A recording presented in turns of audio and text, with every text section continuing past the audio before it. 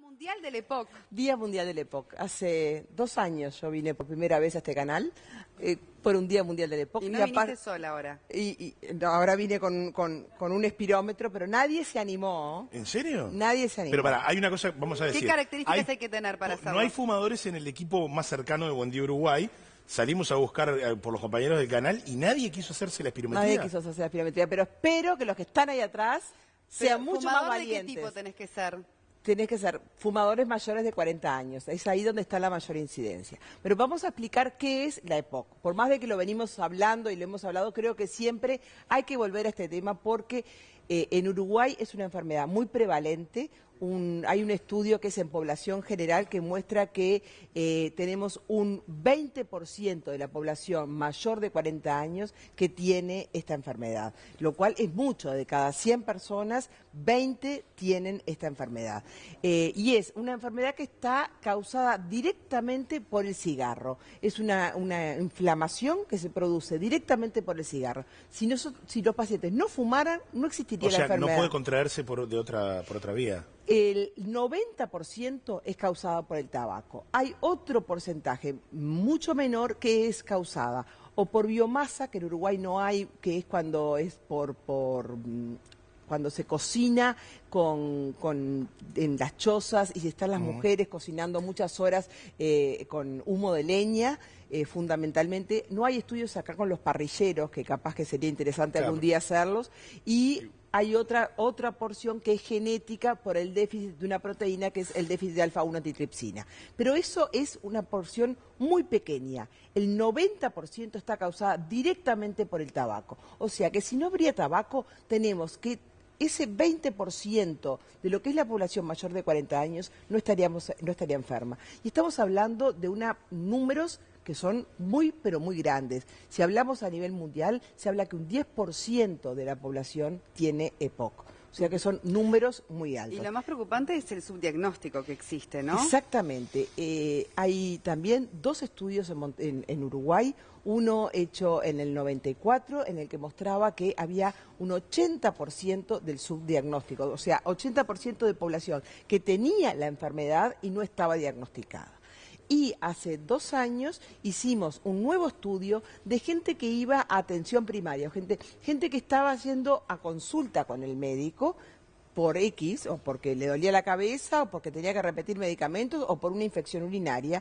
Y a esa gente se le estudió, se le preguntaba si era mayor de 40 años y se le hacía una espirometría. O sea, que no era gente que estaba en su casa, sino gente que estaba en contacto con el sistema de salud, y a esa gente se hizo un diagnóstico de EPOC con una prevalencia del 16%, o sea que seguía siendo alta, y el subdiagnóstico era de un 80%, o sea, o que los médicos no le estábamos pidiendo la espirometría, o el paciente minimiza sus síntomas, aprende a vivir con la falta de aire, aprende a vivir con la tos, aprende a vivir con la disnea, con la expectoración.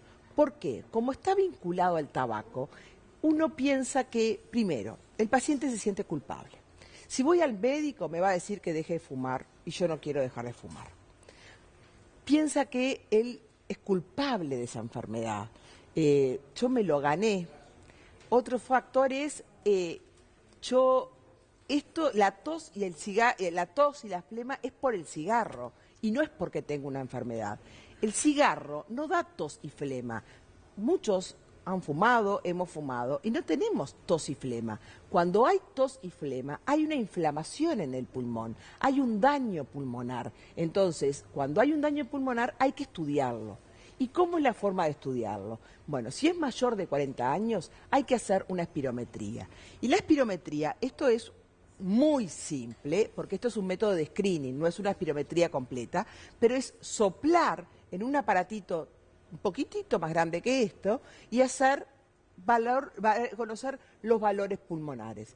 Y se mide el tiempo, los volúmenes que uno tiene y el tiempo en sacar el aire. ¿El espirómetro está disponible en todo el país, en los centros de salud? En todo el país y en todos, no digo que esté en una policlínica periférica, porque la información la tiene que leer un técnico, Claro. y lo tiene que hacer un técnico la maniobra para que se interprete correctamente. Ah, pero en un hospital, En sí. los hospitales, sí, y es una técnica muy económica, porque lo único que tenemos que hacer es cambiar los filtros, imprimir, y que el técnico o el médico vea Bueno, los ¿y papeles. qué te dice el filtro? O sea, una vez que vos soplás, Una vez que vos soplás, te dice cuál es la cantidad de aire que tenés y cuánto demorás en sacar o cuánto sacás el aire. Entonces, como hay una obstrucción, vos normalmente no sacás todo el aire en el primer minuto, sino que sacás menos de un 70%. Lo normal es que tengas que sacar más del 70%. Cuando vos sacás menos de un 70%, estás hablando de que tenés una obstrucción, por lo tanto que tenés EPOC. Hay una obstrucción de la vía aérea. Esa obstrucción de la vía aérea, lo más importante es que tiene tratamiento. Y el tratamiento, el principal, es dejar de fumar. Ese es el primer paso. claro, pero vos decías, son personas que no quieren dejar el vicio. Y bueno, no muchas veces, porque tienen miedo a enfrentar Bueno, ese pero más paso. miedo es desconocer la enfermedad que se tiene. Exactamente. Porque digo, justamente, vamos a repetir, ¿cuáles son las consecuencias de desconocer que uno puede estar padeciendo EPOC? Y bueno, es habituarse, como es una enfermedad que se va metiendo, se va incorporando lentamente a la vida, se van habituando a vivir con esa limitación. Entonces, un día suben 3 peldaños de escalera, al otro día lo suben un poco más despacio, al otro día lo suben... Cada vez se van acostumbrando a vivir con esa falta de aire, con esa tos, con esa flema, hasta que un día cae internado. Y cuando nosotros los vemos, es tan grave o tan severa la enfermedad que lo que nosotros podemos hacer por ellos es muy poco. Entonces ya tenemos un estado grave que muchas veces con una condición, con una calidad de vida muy disminuida, que lo que podemos darles es oxígeno, donde donde ya las medidas terapéuticas que podríamos haber utilizado previamente son pocas y son costosas desde el punto de vista familiar, desde el punto de vista personal y desde el punto de vista del sistema de salud, porque no es lo mismo un paciente con una enfermedad grave que se va a internar más, que se va a exacerbar más, que va a requerir más de los sistemas de salud y más medicación, que un paciente leve en el cual lo vamos a encauzar para que deje de fumar, para que tenga la medicación adecuada, para que no se exacerbe, para que no caiga su función Y se lo va a pulmonar. ayudar. Y se lo va a ayudar y le vamos a dar los instrumentos que él necesita para que tenga una mejor calidad de vida sin tener detrimento de su función pulmonar. Alejandra, hoy vamos a recordar que hoy va a haber diferentes controles. Aquí tenemos espirometrías gratis en Plaza Fabini, hoy hasta las 12 horas. Así que bueno, aprovechar la mañana quizá para... Bueno, esta oportunidad es bienvenida, porque cuanto antes se diagnostique, por supuesto, mejor va a ser. Y respecto al tratamiento, vos decías, medicación, dejar de fumar, primer paso. Sí. ¿Y qué otras cosas o qué otros hábitos puede modificar el paciente como para hacer más llevadero el tránsito de una enfermedad que es crónica? Ya si logra dejar de fumar, ¿no? Es como un Dejar de logro. fumar.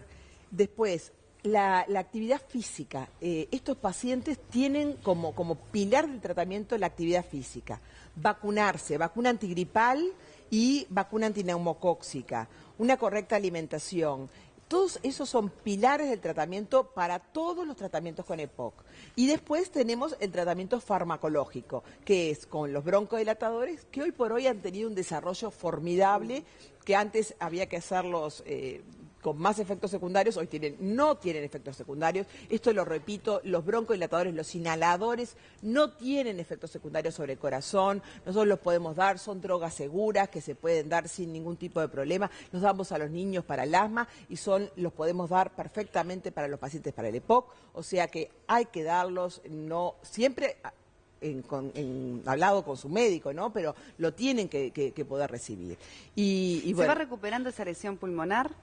Si la agarras a tiempo, la enfermedad. Bueno, la recuperación de la función pulmonar no. Lo que podemos hacer es evitar una mayor caída. Normalmente cae la función pulmonar, pero al tener, por ejemplo, menos exacerbaciones, en cada exacerbación cae mucho la función pulmonar. Entonces, si vos tenés menos exacerbaciones, cae menos. Lo que lográs es que Exacerbaciones. exacerbaciones son como agravaciones, es aumento de la tos, aumento de las flemas, Claro. que pueden ser tratadas o en domicilio o requieren internación.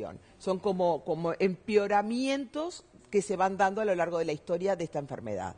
Y bueno, lo más importante es hacer el diagnóstico, hacer un correcto tratamiento y bueno, de acá me estoy yendo a la Plaza del Entrevero a trabajar con la gente del Hospital Maciel, a hacer que todos los años, hace como más de 10 años, están haciendo este servicio a la comunidad, haciendo las espirometrías, así que los espero a todos, los fumadores mayores de 40 años. Hoy pueden estar tomando una gran decisión, sí, ¿no? Ya sí. participando de esta espirometría y después tomando las medidas necesarias. Se puede cambiar. Que es gratuito, se les va a hacer la espirometría y ya se les hace consejo antitabáquico, a dónde puede ir, se los deriva a a sus diferentes centros y bueno, y creo que es algo que tenemos que seguir trabajando por todos nosotros. Alejandra, gracias por los consejos una vez más y felices primeros 2 años en Buen Día Uruguay. Muchas gracias, estoy feliz de estar acá.